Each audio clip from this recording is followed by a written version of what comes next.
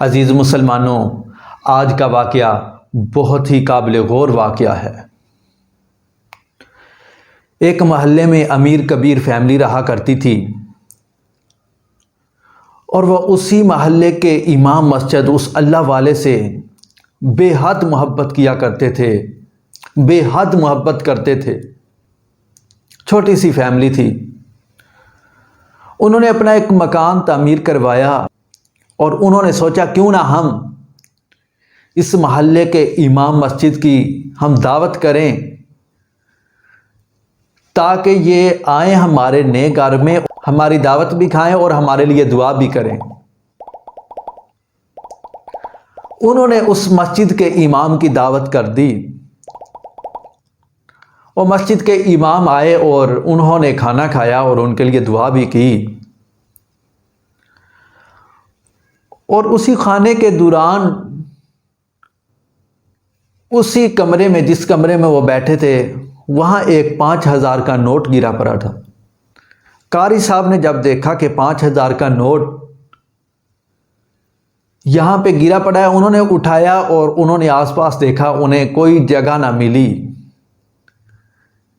کیونکہ مکان نیا تھا، ابھی وہاں پہ کچھ سامان وغیرہ کوئی کچھ نہیں تھا، لیکن الماری میں ایک قرآن پاک پڑا تھا۔ قاری صاحب نے وہ 5,000 کا نوٹ اٹھایا اور اس الماری میں، اس قرآن پاک کی جلد میں رکھ دیا۔ تو قاری صاحب تو دعا کر کے کھانا کھا کے چلے گئے۔ جب وہ فیملی کمرے میں داخل ہوئی تو انہیں یاد آیا کہ یہاں پہ ہمارے پیسے پڑے تھے، وہ پیسے کہاں گئے؟ چھوٹی سی فیملی تھی، میاں بیوی اور ایک چھوٹا سا ان کا بچہ تھا۔ اور وہ میاں اپنی بیوی کو کہنے لگا کہ یہاں جو پیسے پڑے تھے نہ آپ نے اٹھائے نہ میں نے، اور بچہ بھی ہمارا اس وقت سویا پڑا تھا، تو پھر پیسے کس نے اٹھائے؟ اور کوئی ہمارے گھر میں آیا بھی نہیں سوائے اس قاری صاحب کے۔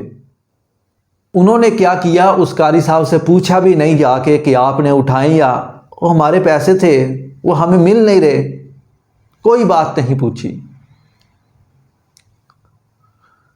انہوں نے یہ بات فائنل کر لی کہ یہ صرف قاری صاحب نے ہی اٹھائے ہیں، کیونکہ ہمارے گھر میں تو اور کوئی آیا ہی نہیں۔ اور اسی بات سے وہ قاری صاحب سے بھی متنفر ہو گئے اور اس شخص نے مسجد میں جانا بھی چھوڑ دیا۔ پورا سال گزر گیا۔ جب قاری صاحب نے دیکھا کہ یہ شخص تو پہلے ہر روز مسجد میں آیا کرتا تھا،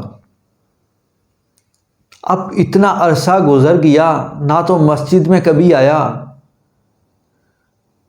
نہ میرے ساتھ کبھی ملاقات کی۔ قاری صاحب نے کہا کیوں نہ میں ان کے پاس جاؤں اور ان سے خیریت دریافت کروں۔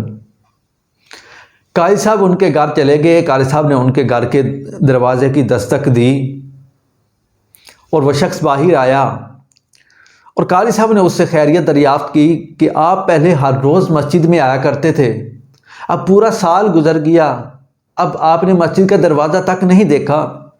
میں نے کہا میں آپ سے خیریت تو دریافت کروں۔ اس وقت اس دوران اس شخص نے وہی بات دہرائی کہ اس طرح فلاں موقع پہ ہم نے آپ کی دعوت کی تھی، اور اسی دوران ہمارے اس کمرے میں کچھ پیسے پڑے تھے، اور کوئی ہمارے گھر میں آیا بھی نہیں اور ہمیں وہ پیسے ملے بھی نہیں۔ قاری صاحب نے تھوڑا ذہن پہ زور دیا اور انہیں یاد آیا کہ ہاں واقعتاً آپ کے پیسے تو اس وقت پڑے تھے، لیکن وہ میں نے اٹھا کے قرآن پاک کی جلد میں محفوظ کر دیے تھے تاکہ صبح کو جب آپ قرآن پاک کی تلاوت کرو تو آپ وہاں سے پیسے اٹھا لو۔ میں نے تو اس لیے وہاں پہ رکھ دیے تھے کہ کہیں ان کے پیسے کوئی اور نہ اٹھا لے، کہیں گم نہ ہو جائیں۔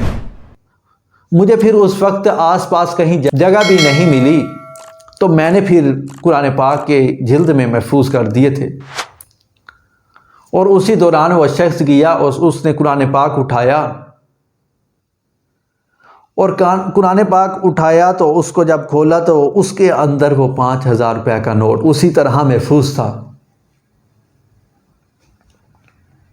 دوستو یہاں اس واقعے پہ جو ہمیں بات سیکھنے کو ملی، جو ہم اس واقعے سے نتیجہ اخذ کرتے ہیں، وہ یہ کہ ایک تو ان لوگوں نے پورا سال گزر گیا، قرآن پاک نہیں اٹھایا۔